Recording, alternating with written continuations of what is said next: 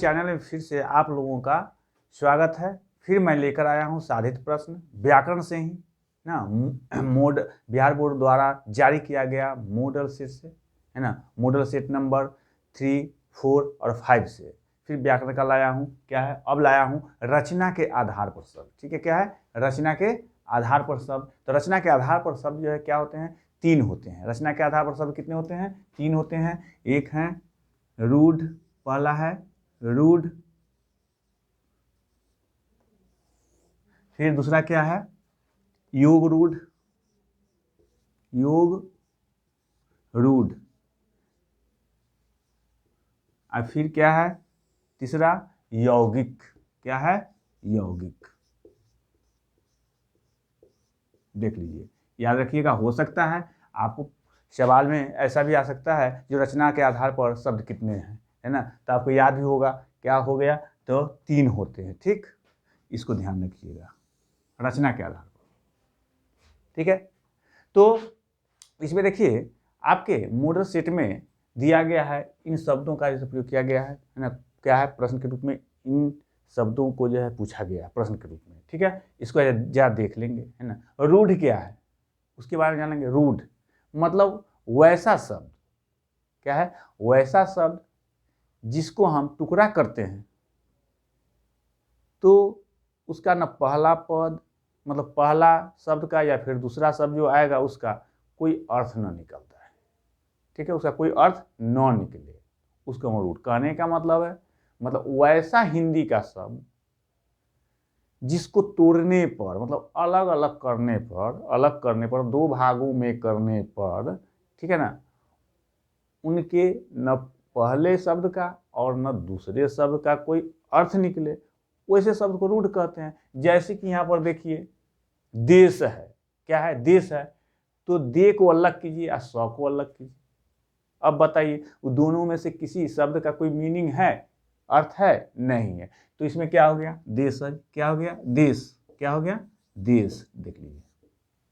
ठीक है, फिर वही हाल है रात्रि में, रा अलग त्रि अलग, न रा का कोई मीन अर्थ है और न त्रि का है, तो रात्रि में इसी का हो गया, रात्रि, इसी का उदाहरण हुआ रूढ़ का। फिर देखिए मित्र का, उसी तरह से मी अलग और त्र अलग, तो क्या है, मित्र बना है 2 शब्द से, बाकी दोनों में से किसी का न मी का कोई अर्थ है और न त्र का है, मित्र भी हो गया इसका उदाहरण। ठीक है, अब देखते हैं अब आ गया है अम्बुज ना। अब देखिए, अब यहाँ पर आप ये भी देखिएगा योग रूढ़ लिखा हुआ है। क्या लिखा हुआ है, योग और रूढ़, है ना। एक जो है योग होना चाहिए, पहला वाला में योग होना चाहिए और दूसरा में रूढ़ शब्द होना चाहिए ना। जैसे रूढ़ शब्द क्या है, देश है, रात्रि है, मित्र है, ये सब रूढ़ शब्द है। उसमें कहा योग, पहले योग, रूढ़ से पहले योग, किसी चीज को जोड़ना है, जोड़ा हुआ रहता है। और दूसरा शब्द क्या होता है, रूढ़ होता है। जैसे कि आप देखिए अम्बुज, है ना, तो अम्बु और उसमें लिखा हुआ है ज, तो ज क्या हो गया, रूढ़। ठीक है, ज क्या हो गया, रूढ़ हो गया। अम्बु योग हुआ है अम्बु के साथ रूढ़ का, योग हुआ है अम्बु शब्द के साथ रूढ़ का। अम्बु मतलब क्या होता है, तो उसका अर्थ निकलता है जल, है ना। ज का कोई अर्थ नहीं, पर दोनों एक साथ मिल जाता है, तो ज को हम अनुमान से उसका जैसे अर्थ निकाल लेते हैं। जैसे अम्बुजा मतलब पानी से जन्मा हुआ। ठीक, क्या होगा आप ही समझिए, पानी से जन्मा तो बहुत कुछ है, बाकी कमल का नाम आता है। ठीक है, तो क्या हो गया अम्बुज। क्या हो गया, अम्बुज। अम्बु क्या है, इसमें देख लीजिए अम्बु, देख लीजिए अम्बु आजोर ज है। ठीक है, यहाँ पर ज क्या है, रूढ़ है। क्या है, ज रूढ़ है। अम्बु क्या है, अम्बु के साथ ज का योग है, ये योग है, देखिए, है ना। तो देख लीजिए क्या हो गया, तो योग रूढ़ में आ गया। फिर उसी तरह से है चंद्रशेखर। क्या है, चंद्रशेखर।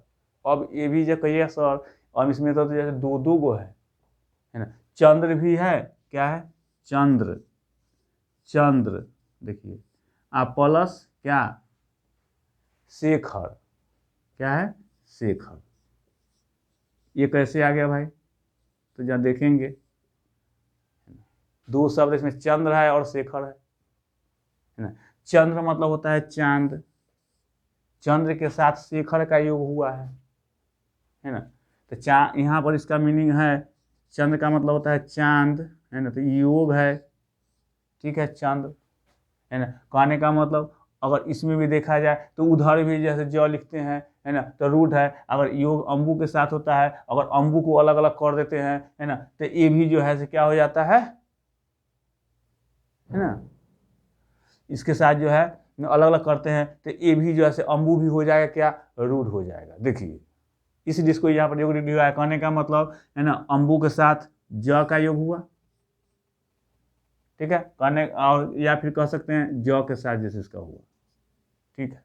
तो यहाँ पर क्या है, चंद्र है योग, तो इसका चंद्र के साथ योग हो रहा है किसका, शेखर का। किसका हो रहा है, शेखर का हो रहा है। तो यहाँ पर चंद्र का अर्थ होता है चांद और शेखर का कोई अर्थ नहीं होता है। शेखर गलत शब्द है, बाकी चंद्रशेखर क्यों लिखा गया, बोलने के लिए। चंद्र है जैसे कि हम समास में बताया था, चंद्र है लिखा जाता है चंद्रशेखर, बाकी उसका क्या करते हैं, विग्रह करते हैं समास में, तो चंद्र है शिखर पर जिनके लिखे, ईसा नहीं लिखा जाता है, चंद्र है शेखर पर जिनके, इसलिए शेखर का कोई अर्थ नहीं होता, ठीक है। तो यहाँ पर जो है शेखर चंद्र के साथ किस चीज का योग हो रहा है, तो शेखर का हो रहा है, ठीक है। तो यहाँ पर चंद्रशेखर आ गया। उसी तरह है बलशाली, तो क्या है बलशाली, तो बल शाली, बल में मतलब हो गया ताकत, शाली जो है सो प्रत्यय है, शाली जो है, शाली का कोई अर्थ नहीं होता है।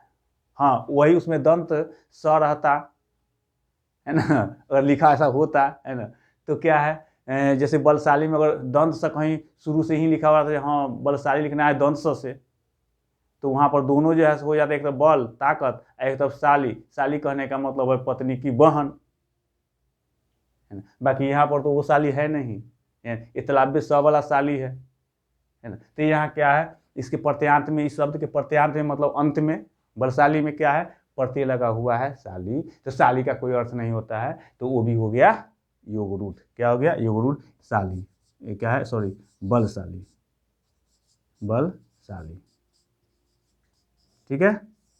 अब देखिए फिर है पंकज, क्या है पंकज, पंख, पंख जुड़ ज है, तो पंख का मतलब होता है कीचड़, पंख का मतलब क्या होता है कीचड़।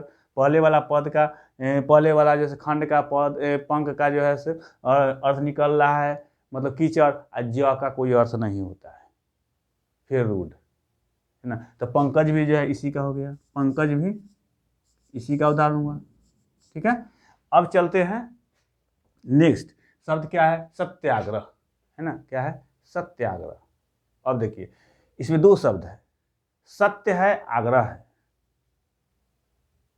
सत्य मतलब सही सच्ची, आग्रह मतलब अनुनय विनय, ठीक है। दोनों का जो है अर्थ निकल रहा है, तो कहने का मतलब यौगिक हो गया, कहने का मतलब वैसा शब्द, हिंदी का वैसा शब्द, है ना, जिसको दो टुकड़ा करने पर, है ना, दोनों टुकड़ा का अर्थ निकले। तो दो टुकड़ा किए तो क्या है सत्य, जोड़ आग्रह होता है सत्याग्रह, तो सत्य मतलब सही, आग्रह मतलब क्या है ना, तो विनती, है ना, ये सब हुआ, अनुनय विनय, है ना। तो यहाँ हो गया दोनों का निकल गया अर्थ, तो हो गया सत्य आग्रह, सत्य और क्या है आग्रह है, देख लीजिए आग्रह दो शब्द है, दोनों का अर्थ हमने बता दिया, है ना, दोनों का अर्थ निकल रहा है ना, सत्य मतलब सही, आग्रह मतलब अनुनय विनय, ठीक है। तो दोनों का अर्थ निकल गया, तो ये यौगिक हो गया।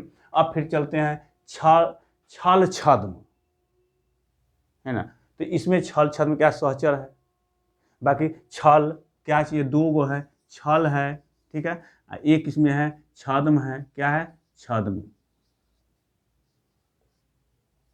छल मतलब क्या होता है कपट, छल मतलब क्या हुआ कपट, छद्म मतलब होता है क्षणिक, छद्म मतलब क्षणिक, थोड़ा समय के लिए।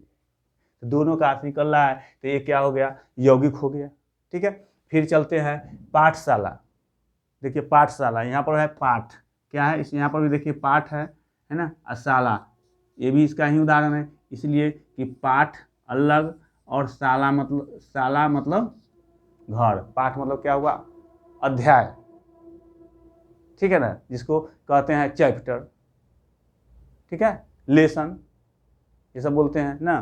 तो ये क्या, पाठ का अर्थ हो गया और शाला का भी अर्थ हुआ घर, है ना, दो शब्द से बना हुआ है पाठशाला, ठीक है। फिर चलते हैं गणेश, क्या है, गणेश को देखेंगे कि गणेश क्या है ना।